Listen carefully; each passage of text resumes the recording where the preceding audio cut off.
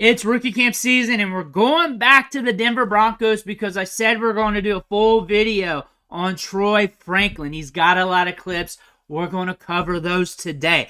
But before we do, you need to click that subscribe button right now because we're looking at these rookie camps all rookie camp season long, looking at your favorite rookies, looking at whatever we can so we can get to know these rookies before they start making plays in minicamp and training camp, but we're going to look at those plays as well too. So click that button, stop missing out. Time to look at Troy Franklin here, and we're going to let it roll. 1.5 minutes of clips. After that, we'll run it again and talk ball on him. He's got some strong hands, catches it away from his body. Going to do some drills here. Get a look at the feet. It's getting low. When they were running this drill, the emphasis was getting low on those brakes. That's what they were yelling out.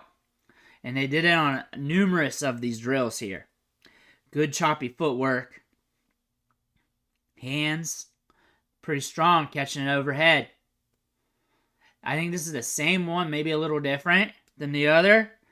But I'm also catching stuff from different accounts and beat writers and stuff. So I make sure just to throw it in there just so you have it. Just in case it's different.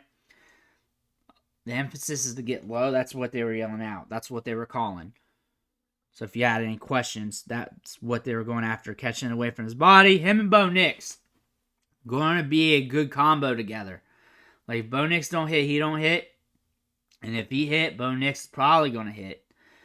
But that feet's pretty smooth. Feet's pretty smooth. He's very comparable to Devonta Smith. Size, speed, nuance, route running downfield, not the same. Also, advanced metrics, they compare a lot. Yards per route run, per age, per year. Very comparable. Different collegiate programs, different backgrounds. I think different in assertiveness off the break. Fluidity, a little bit of difference. They're not the same. They're not one for one. But when you do comps, they're never going to be one for one.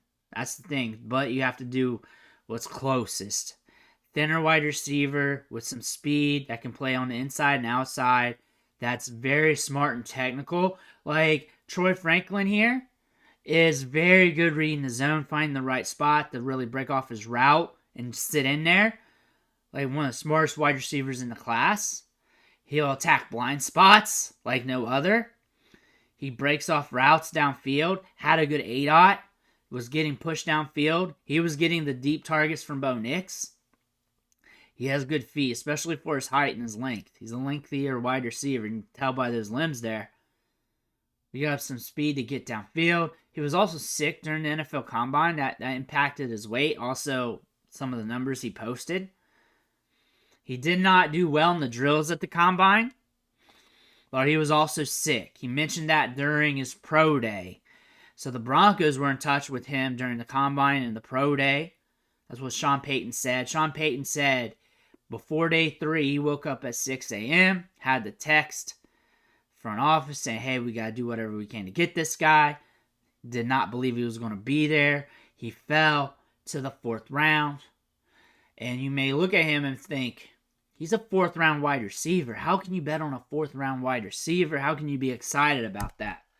Let me sell you on that real quick. This draft class was about 20 deep when it comes to wide receivers profiled as day 2 options. Day 2, day 1. About 20 deep. Most drafts are about 9 to maybe 12 max deep. Day 1 to day 3. Day 1 to day 2 options.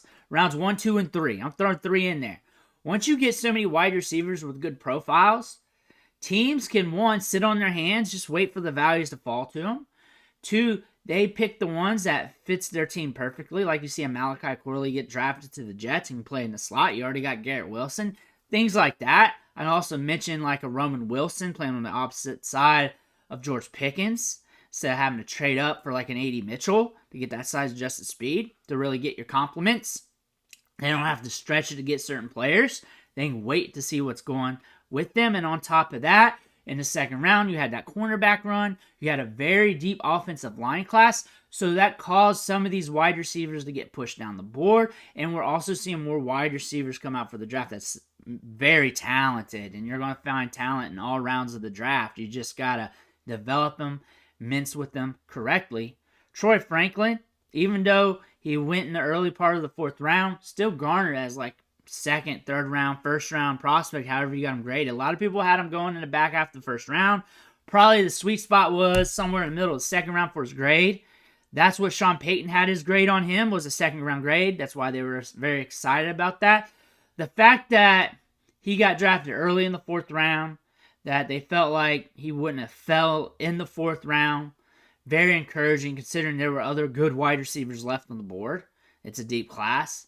It's not like he fell to the 7th or 6th or 5th. It was day 3, and they made a move. They trade up. They spent more than what they picked. They spent more than that because they wanted to get him a good pair with Bo Nix.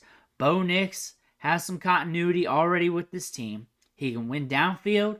He can win in the short and intermediate. There's a pathway for him to climb the depth chart.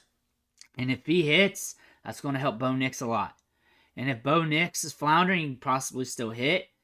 Fantasy football production, really deep flyer in redraft. You're probably not looking at him in redraft unless it's like one of your last picks and you're hoping for the best. We'll see during training camp and mini camp for that. That's why we watch these clips and read the news every single day. Figure out how many reps, snaps, targets he's going to get. Dynasty, he's going all over the place. I've seen early 2nd round to early to mid 3rd round. I've seen it all. I think early 2nd round rookie drafts is a little too rich considering the draft capital and what else is on the board. I feel best around the 210 range, and I've said that multiple times when covering mock drafts. 210 range is about fine. I think 3rd round is too cheap. I feel like he should not be falling that far considering his talent. I figure since the draft capital is lower than expected, the odds are not in his favor as much as it would be if he was drafted higher because the team does not have draft capital invested, so no sunk cost. So they could just bring in other wide receivers even if he's playing well. That's the thing about that. So, again, I would want to pay a little cheaper than what you're wanting to pay if you're wanting to pay to a 1, to a 2, to a 3, to a 4, to a 5 range in Dynasty rookie drafts. But I think the 210 spot is the sweet spot when you're looking at drafting him. Early 3rd round just seems too cheap. I'd love it. I'd take it. But middle to back part of the 2nd round is about where he should go. 210 spot is where I feel fine taking him. A lot of times he don't fall that far, but there's a lot of wide receivers on the board. I'd sit put and just see who comes my way because, again, we're 20 deep with profiles at wide receiver. Some wide receivers got drafted ahead of them that I am a lot lower on. I am in love with Troy Franklin. I do like him a lot. I think he's a very talented wide receiver. I think there's a lot of upside here. I think there's a good chance that he does develop into something here in Denver. I think he's got more chance of doing that than what his draft capital states. And I think there's a lot of upside here. I think he could be a guy that could be a wide receiver 1 for the team and possibly more going forward when he develops and takes a step forward. And that could be as early as this year because this depth chart is a little bit ambiguous. It's a little bit ambiguous. We got to see what goes on. This team is turning things over. It's turning and burning. So we got to see what's going to happen. Let me know what you think in the comments below. Make sure to hit that subscribe button on the way out. Thank you for watching. Catch you on the next video.